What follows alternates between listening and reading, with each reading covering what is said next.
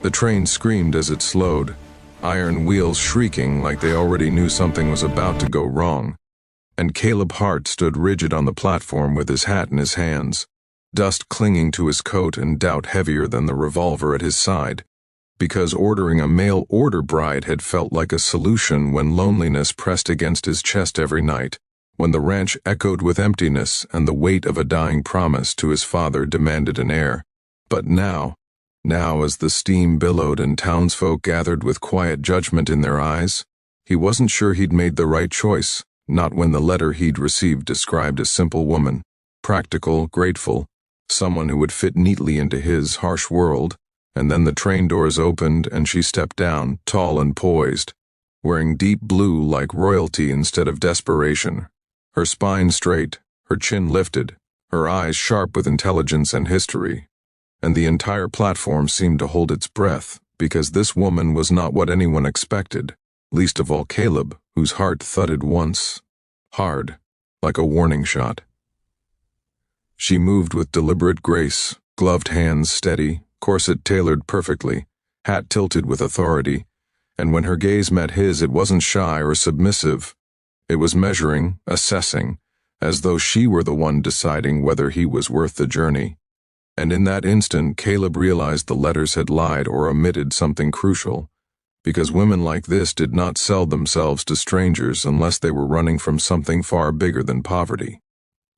The conductor called her name, and when she answered, her voice was calm, refined, edged with steel, and Caleb barely recognized his own when he stepped forward and introduced himself, noticing the way whispers rippled behind him, the way men stared too long, the way women frowned with envy or suspicion, because this was no ranch wife.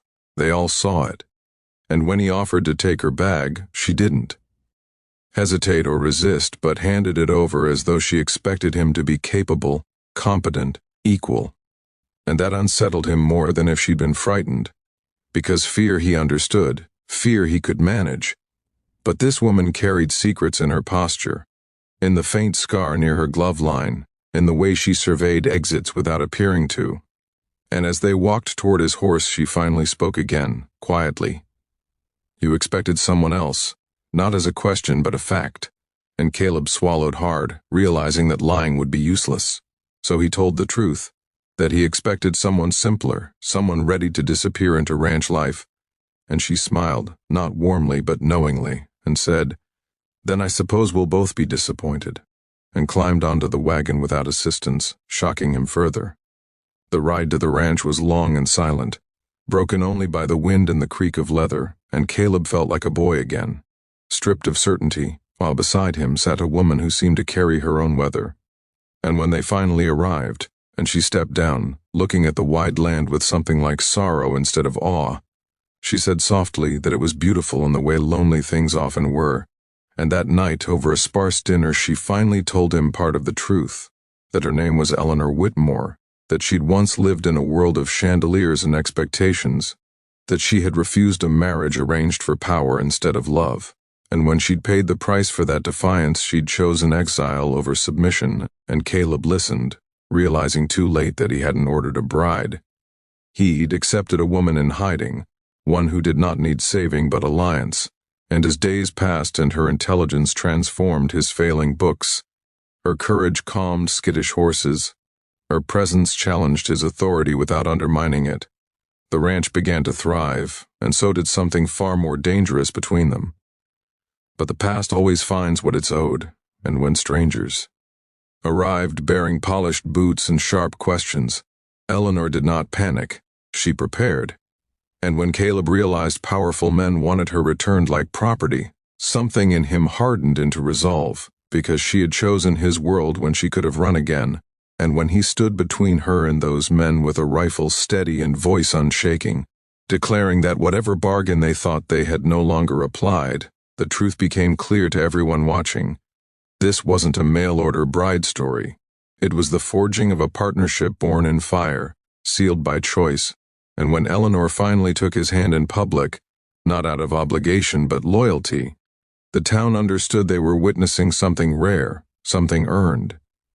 And if you're still here, if this story pulled you in, stirred something in you, Then don't walk away just yet. Subscribe.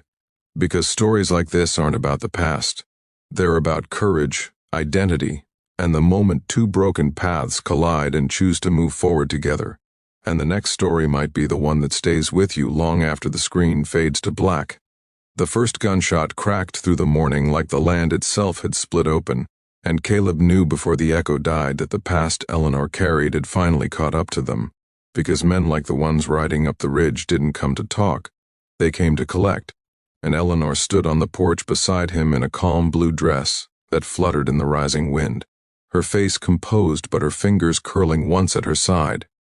Just once, before she straightened, signaling she was ready not to be rescued, but to be defended alongside, and that was the moment Caleb understood fully what it meant to choose her, because choosing Eleanor Whitmore meant choosing conflict, choosing consequence, choosing a life where peace had to be earned every single day. The riders dismounted with arrogance sharpened by authority, papers in hand, names spoken like verdicts, and when they addressed Eleanor as if she were an asset misfiled, Caleb felt something snap cleanly inside him, a line crossed that could never be uncrossed, and he told them plainly that she was his wife now, not by ink or convenience, but by will, and that if they intended to take her, they would have to bury him first. And Eleanor watched him say it with an expression he had never seen before, something dangerously close to hope. The men laughed because men who believe the law's on their side always laugh first, but laughter fades quickly when resolve doesn't. And when the first man reached for his weapon, Eleanor moved faster than anyone expected, knocking his arm aside, proving in a single breath that she was not the fragile aristocrat they imagined, and chaos erupted, dust and shouts and fear tangling together as shots rang out, and the ranch hands poured in from every direction, loyalty forged not by fear but respect. And when it was over and the riders retreated wounded and furious, promising consequences that would come with seals and signatures instead of bullets, the silence that followed was heavier than the fight itself. That night, under a sky crowded with stars, Eleanor finally told Caleb everything, the family name that opened doors and closed cages, the engagement that would have traded her voice for influence, the escape that made her a liability instead of a lady, and Caleb listened without interruption because some truths demand stillness. And when she finished, she said quietly that she would leave if staying endangered him, that she had already ruined one man's plans and would not ruin another's life. And Caleb answered without hesitation, telling her that his life had been empty long before she arrived, that danger had simply given it meaning, and when he took her hands this time there was no audience, no performance, just two people standing at the edge of something irreversible, choosing it anyway. The days that followed tested them relentlessly. Threats delivered through intermediaries, pressure from townsfolk afraid of retaliation, sleepless nights where Eleanor wondered aloud if love could survive a war it never asked for. But each challenge bound them tighter, until the idea of separation felt more impossible than the danger itself. And when Caleb proposed not because he needed a wife but because he wanted a partner, Eleanor said yes, not with relief, but certainty, sealing a union born not from order or obligation but defiance and trust. If this chapter made your heart race, if you felt that pull between risk and devotion, subscribe now because the next chapter goes deeper, where power strikes back, where love is tested not by distance but sacrifice, and where choosing each other may demand more than either of them ever imagined. The letter arrived without warning, thick paper, embossed seal, delivered by a boy who wouldn't meet Caleb's eyes. And Eleanor knew the moment she touched it that this was not a threat meant to scare them. It was an order meant to end resistance, because real power doesn't shout, it summons. And as she read the words aloud under the dim lamplight, the ranch seemed to shrink around them, every wall suddenly fragile, every mile of land suddenly exposed, the message clear and merciless. Return willingly and avoid bloodshed. Refuse and watch everything you've built be dismantled piece by piece. And Caleb felt the familiar heat of anger rise. But Eleanor surprised him by remaining calm, almost distant, because she had grown up among men who destroyed lives with signatures instead of guns. and she understood the rules of this battlefield better than he ever could. Over the following days, the pressure came quietly, suppliers withdrawing, loans questioned, old land claims resurfacing like ghosts with teeth, and the town that once watched them with curiosity now watched with fear, because association itself had become dangerous, and Caleb began to realize that protecting Eleanor no longer meant standing in front of her with a rifle. It meant surviving a war designed to be invisible. One night, when exhaustion finally stripped away her composure, Eleanor admitted the truth she'd been avoiding. The man who wanted her back didn't want marriage anymore. He wanted obedience, and making an example of her would ensure no other woman ever refused him again. And the weight of that settled between them like gravity, because love was no longer the only thing at stake. Defiance itself had become a crime. Caleb proposed a solution born of instinct: run, disappear, take the horses, and vanish into land too rough for pursuit. But Eleanor shook her head because running had already cost her everything once, and she would not build a future on endless escape. And instead she suggested something far more dangerous: confrontation on their terms, exposing truths powerful men depended on staying buried, using the very networks she had once been groomed to serve. And as she spoke, Caleb saw her fully for the first time. Not a woman seeking safety, but one reclaiming agency. And the choice before him became clear and terrifying, because standing with her now meant becoming an enemy of people who never lost. And yet when dawn came and the ranch hands gathered, Caleb didn't hesitate, telling them the truth, offering them freedom to leave without judgment. And when none of them did, Eleanor felt something fracture and rebuild inside her, because she had never known loyalty that wasn't bought. The plan unfolded slowly, deliberately, alliances formed in whispers, documents copied under false names, risk layered upon risk until even hope felt dangerous. And the night before Eleanor was meant to step into the open and draw attention to herself like bait, she confessed her fear, not of failure but of surviving and losing him anyway. And Caleb answered with a promise spoken without poetry, that whatever came she would never face it alone again. The night Eleanor stepped into the city alone, dressed not as a fugitive, ranch wife, but as the woman she once was, composed, deliberate, unmistakable.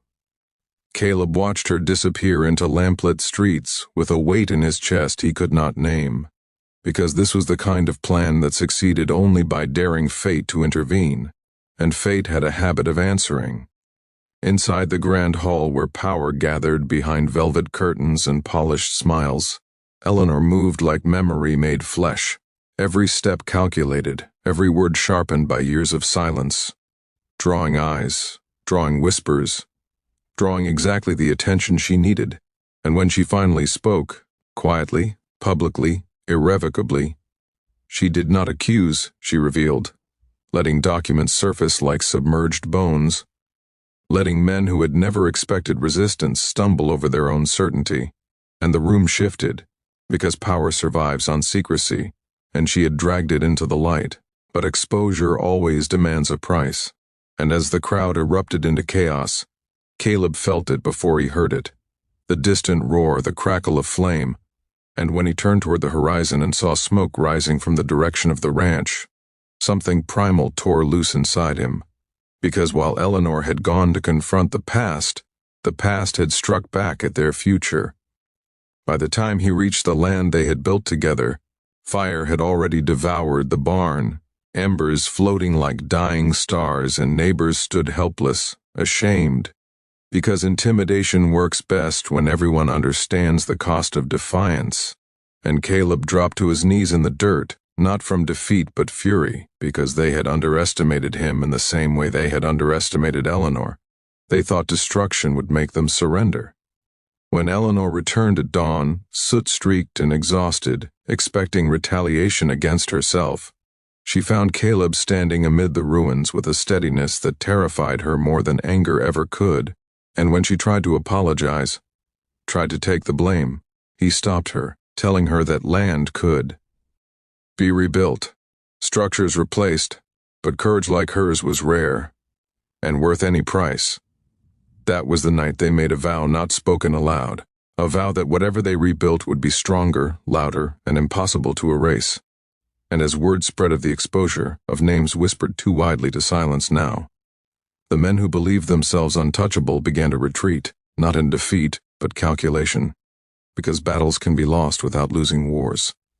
Rebuilding was slower than burning, harder than fighting, but each beam raised felt like defiance made physical, and Eleanor worked beside Caleb not as a symbol but as labor, her hands blistered, her resolve unbroken, and the town watched something shift, not just in them, but in itself. Because fear weakens when people see it resisted, and one by one allies returned. Suppliers reappeared, debts quietly forgiven, until the power that had once loomed absolute began to fracture under scrutiny. Eleanor received offers to reclaim her old life, invitations wrapped in apology and opportunity. But she refused them all because the woman who had stepped off that train no longer belonged to anyone's design but her own. And when Caleb finally built her a home that was not a fortress but a promise, she stood on the porch at sunset and realized she was no longer running. She was choosing. Peace did not arrive all at once. It crept in cautiously like an animal unsure it was welcome, and Caleb learned quickly that victory was quieter than war, heavier in its own way, because when the threats faded and the letters stopped coming, what remained was the simple, terrifying truth that they were finally free to choose how to live without resistance defining them. The ranch rose again from ash and effort, stronger but humbler, not a monument to defiance but a testament to endurance, and Eleanor moved through it with a steadiness that came from belonging rather than survival, her laughter returning slowly, her eyes softer now that they no longer scanned for exits, and Caleb found himself adjusting too, learning that loving her wasn't about standing guard forever, but trusting the world enough to lower his weapon and still stand tall. The town changed alongside them, not dramatically, but honestly, neighbors greeting Eleanor not as a curiosity or a danger but as part of the land itself. And when a young woman arrived one morning asking quietly about work, about choice, about how Eleanor had dared to say no and lived to tell it, Eleanor understood then that the cost they'd paid had purchased more than freedom for themselves. It had opened a door for others. On the anniversary of her arrival, the train passed again, steam rolling across the horizon, and Caleb stood beside Eleanor watching it go, remembering the man he'd been when he ordered a stranger to fill a silence he didn't know how to face. And Eleanor squeezed his hand, not as reassurance but as acknowledgement, because they both understood how far they'd come from that moment. They married not in spectacle but in certainty, vows spoken plainly, promises rooted in choice rather than necessity, and when night fell and the stars stretched endlessly above them, Eleanor rested her head against Caleb's shoulder and said softly that the most shocking thing she'd ever done wasn't stepping off that train. It was staying, and Caleb smiled, because he knew the truth ran both ways.